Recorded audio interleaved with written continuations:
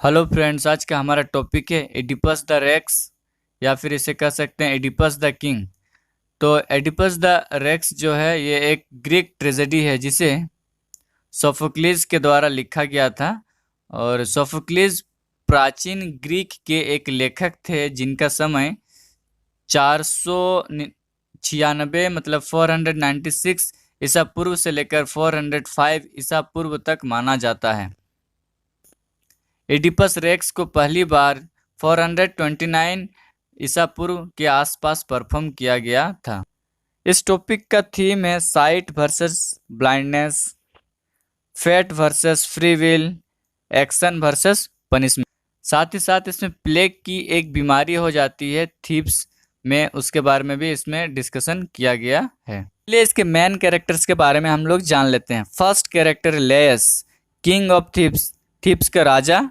Second character है Jocasta, wife of king Laius, यह उनकी पत्नी थी। थर्ड कैरेक्टर है एडिपस जो कि किंग लेयस और जोकास्टा का लड़का होता है। नेक्स्ट कैरेक्टर है डेल्फिक ओरेकल्स जो कि भविष्यवाणी करने वाला व्यक्ति होता है, ये लोग रहते हैं। नेक्स्ट कैरेक्टर है पोलिबस, किंग ऑफ कोरिंथ, कोरिंथ का राजा होता है। मेरोफ जो कि नेक्स्ट कैरेक्टर है मेरोफ जो कि वाइफ ऑफ पोलिबस है। फिर नेक्स्ट कैरेक्टर है क्रियोन जो कि क्वीन जोकास्टा का भाई रहता है। एंड लास्ट कैरेक्टर है सिफनिक्स जो कि एक शैतान है। इस टॉपिक को हम लोग घटना बाय घटना, इंसिडेंट बाय इंसिडेंट जानेंगे ताकि हमें कोई कन्फ्यूज़न ना हो। तो चलिए टॉपिक को स्टार्ट करते हैं और इसे हम लोग समझते हैं। इस ट्रेजेडी की जो सेटिंग है वो यूनान, ग्रीक के दो शहर थीब्स और कोरिंथ। कौन कौन से शहर? थीब्स और कोरिंथ में है। शहर थीब्स के राजा का नाम किंग लेयस है, रानी का नाम क्वीन जोकास्टा है। इन दोनों के यहाँ युवराज का जन्म होता है, मतलब इनका एक लड़का होता है जो जिस तरह से हमारे यहाँ बच्चे को लेकर हम लोग उनकी जन्म कुंडली, जन्म पत्रिका दिखाने के लिए, ग्रह नक्षत्र दिखाने के लिए, उनके भविष्य के बारे में जानने के लिए हम लोग किसी प्रोफेट, किसी भविष्यवाणी करने वाले के पास जाते हैं, उसी तरह यूनान के जो लोग थे वो भी उस बालक का भविष्य के बारे में जानने के लिए डेल्फिक ओरेकल्स के पास जाते हैं। अब ये डेल्फिक ओरेकल्स एक भविष्यवाणी करने वाला व्यक्ति होता है। अब थोड़ा सा जान लेते हैं कि ग्रीक में, यूनान में डेल्फिक ओरेकल्स का क्या महत्व था। डेल्फिक एक जगह है जहाँ पर यह ओरेकल्स रहते थे। राजा रानी अपने बच्चों को लेकर वहाँ पहुँच जाते हैं। डेल्फिक ओरेकल्स पर इतना लोग विश्वास रखते थे कि उनकी जो भी बात होती उनका ग्रीक, यूनान के लोग पालन करते थे। वह खुशी खुशी वहाँ जाते हैं, परंतु डेल्फिक ओरेकल्स की भविष्यवाणी बहुत ही भयानक एवं दर्दनाक होती है। उसे सुनकर वह बिल्कुल निराश और बहुत दुखी हो जाते हैं राजा और रानी। अब जानेंगे कि भविष्यवाणी क्या थी। भविष्यवाणी यह थी कि भविष्यवाणी के अनुसार लड़का अपने पिता का मर्डर करेगा आने वाले भविष्य में, और उसके किंगडम जो है, उनका जो राज्य है, उसका बर्बादी का कारण भी यही लड़का बनेगा। और दूसरी सबसे भयानक भविष्यवाणी यह थी कि यह जो लड़का है यह अपनी ही माँ मतलब जोकास्टा से शादी करेगा। भविष्यवाणी सुनकर राजा और रानी बहुत दुखी हो जाते हैं और ना चाहते हुए भी उन्हें एक स्ट्रॉन्ग डिसीजन इस वक्त लेने की आवश्यकता थी और वे एक स्ट्रॉन्ग डिसीजन लेते। अब राजा यह डिसीजन लेता है कि वह अपनी रानी को समझाता है कि इस बच्चे पर हमें स्ट्रॉन्ग डिसीजन लेना पड़ेगा। और रानी को समझाने के बाद राजा सर्वेंट को बुलाता है, नौकर को बुलाता है और बोलता है कि इस बच्चे को ले जाओ और ये जो बच्चा है इसके पाँव में छेद करके इसे पहाड़ों पर जाकर लटका दो और इसे वहाँ मरने के लिए छोड़ दो। तब सर्वेंट महाराज का ऑर्डर मानकर इस बच्चे को ले जाता है पहाड़ों पर। वहाँ जाकर उसके पाँव में छेद भी करता है, लटकाने की कोशिश करता है, लेकिन इसको उस बच्चे के ऊपर दया आ जाती है। वह बच्चे को नज़दीक में एक गडरिया रहता था, उसको वो दे देता है। गडरिया आगे स्टोरी में मैसेंजर बनकर सामने प्रस्तुत होता है। अब जो गडरिया है वह उस बच्चे को पालने लगता है और उसका नामकरण करता है और उसका नाम इडिपस रेक्स रखता है। इडिपस रेक्स का मतलब है जिसके सूजे हुए पैर। छेद की वजह से इस बच्चे के पैर सूज जाते हैं, इसलिए उसने इस बच्चे का नाम इडिपस रेक्स रखा था। गडरिया कोरिंथ का रहने वाला होता है। कोरिंथ का जो राजा है उसका नाम है किंग पोलिबस और रानी का नाम है क्वीन मेरोफ। इन दोनों का कोई भी संतान नहीं था, इसलिए चूंकि गडरिया गरीब था, वह पालन पोषण नहीं कर सकता था, तो उसने सोचा कि एक बार महाराज के पास जाकर यह प्रस्ताव रखा जाए कि इस बच्चे को अगर आप गोद लेना चाहें तो आप इसे ले सकते हैं। राजा रानी जब इस बच्चे को देखते हैं, राजकुमार शाही परिवार से बच्चा लगता है, इसलिए यह बच्चा दिखने में बहुत ही ज़्यादा सुंदर होता है। चूंकि बच्चा वास्तव में शाही परिवार से ही बिलोंग करता था, राजा परिवार से ही बिलोंग करता था, इसलिए यह दिखने में बहुत ही ज़्यादा सुंदर था। उन्हें वह बच्चा बहुत अच्छा लगता है और वह उसे गोद ले लेते हैं। उसका एक राजकुमार की तरह पालन पोषण करते हैं और वह एक खूबसूरत जवान अच्छा योद्धा बनकर तैयार होता है। कौन? इडिपस। इसके बाद एक बार इडिपस रेक्स अपनी किसी पार्टी में दोस्तों के साथ होता है। वहाँ एक शराबी आदमी के मुंह से यह सुन लेता है कि इडिपस रेक्स राजा रानी की असली संतान नहीं है। यह सुनकर वह बहुत दुखी होता है। वह इन प्रश्नों के उत्तर जानने के लिए अपने पिता के पास जा पहुंचता है, तो उसके पिताजी कहते हैं कि इन शराबी इंसानों की बातों पर तुम विश्वास मत करो, यह सब लोग ऐसे ही कहते हैं, यह सब झूठ है। अपने पिताजी का उत्तर इडिपस रेक्स को संतुष्ट नहीं करता है। उसके मन में कुछ न कुछ डाउट हो जाता है, तो वह पहुंच जाता है इन सवालों का जवाब पाने के लिए ओरेकल्स के पास, वही भविष्यवाणी करने वाले के पास। आखिरकार रास्ता यही था कि उसके पास कि वह ओरेकल्स के पास जाए और उनसे पूछे, लेकिन ओरेकल्स उनके सवालों का जवाब देने की बजाय उसको यह बोलता है कि तुम अपने पिता को मारोगे और अपनी माता से शादी करोगे और एक समाज पर एक शर्मनाक धब्बे की तरह रहोगे। ओरेकल्स की बातें सुनकर इडिपस रेक्स के मन में एक तूफान सा उठ जाता है।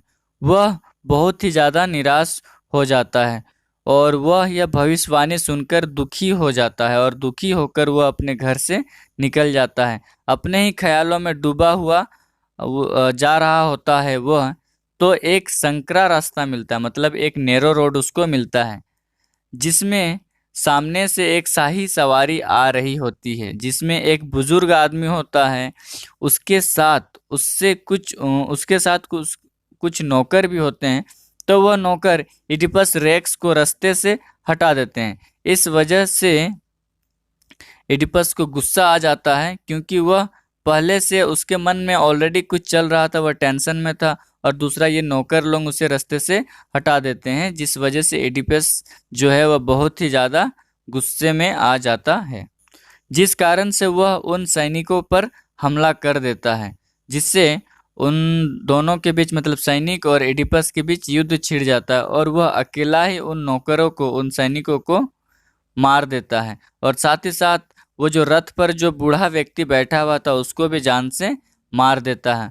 और यह कोई और नहीं था, जो बूढ़ा व्यक्ति था वो कोई और नहीं था बल्कि उसका इडिपस का असली पिता किंग लेयस था, जो अनजाने में इडिपस के द्वारा अपने पिताजी की हत्या हो जाती है। इस घटना के बाद इडिपस रेक्स अपने आप को एक शक्तिशाली महसूस करने लगता है। मतलब उसे ऐसा लगता है कि उसने अकेले ही इतने सारे नौकरों को, सैनिकों को मार दिया है और उसे अभी कोरिन्थ वापस नहीं जाना चाहिए, मतलब अपना राज्य वापस नहीं जाना चाहिए।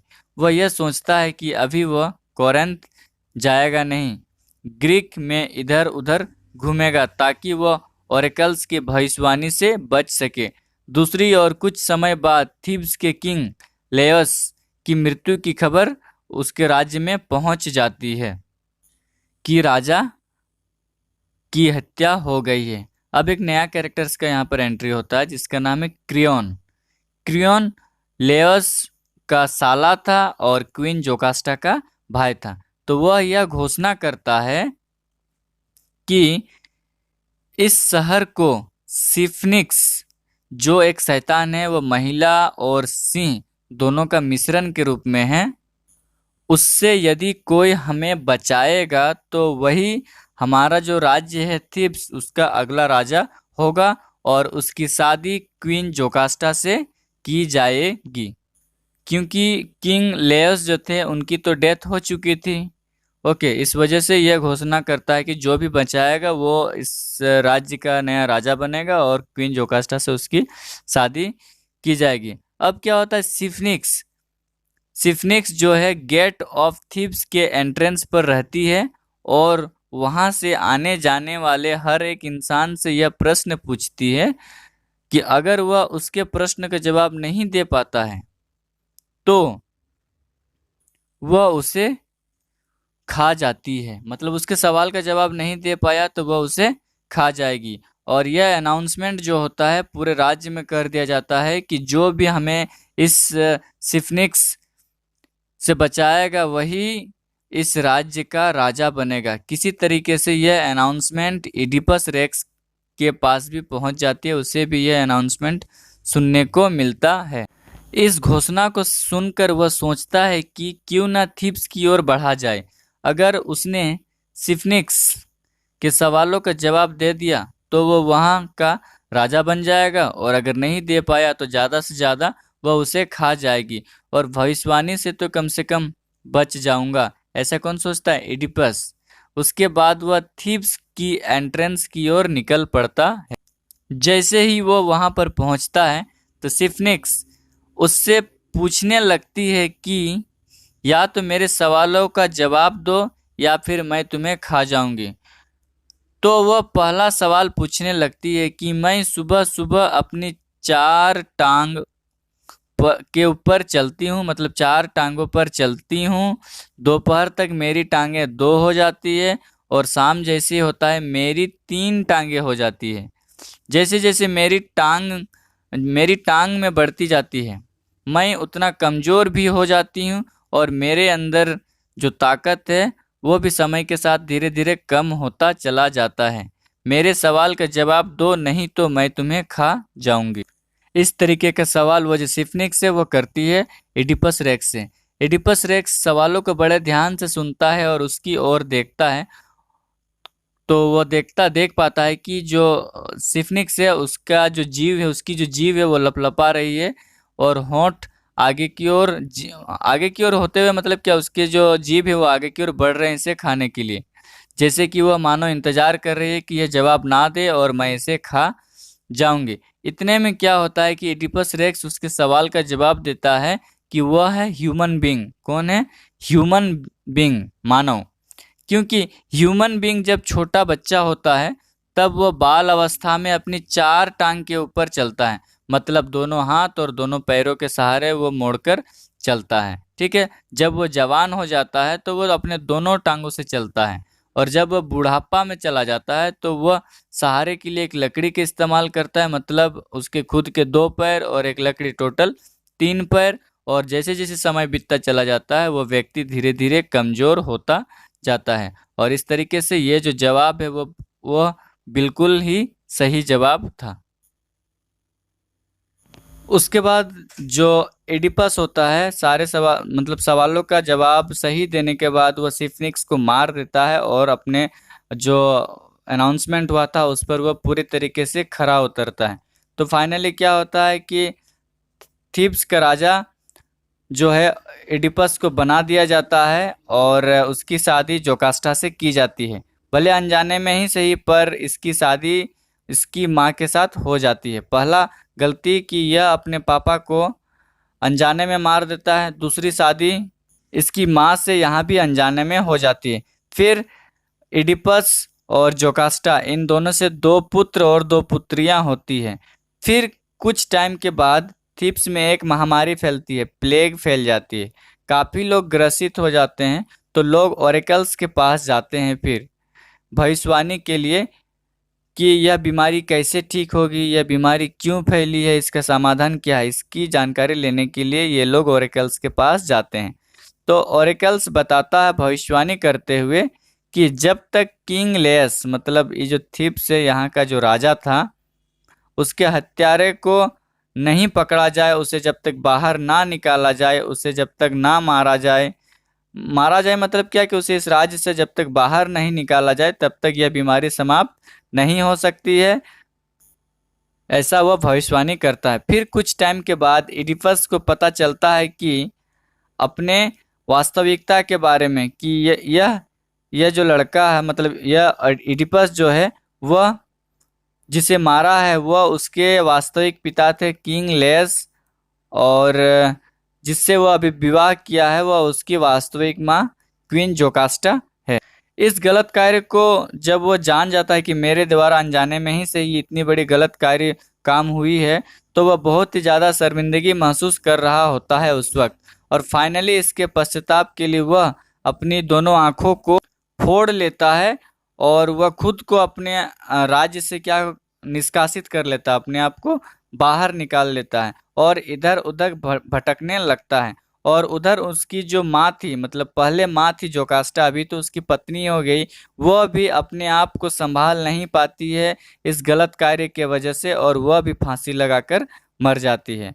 और जब ये मर जाती है और वह राज्य से बाहर हो जाता है, तो लोगों की स्थिति धीरे धीरे, वहाँ जो बीमारी फैली थी महामारी, उसमें धीरे धीरे सुधार होने लगता है। और इस तरीके से ये जो टॉपिक है, ये जो ट्रेजेडी है, वो समाप्त हो जाता है।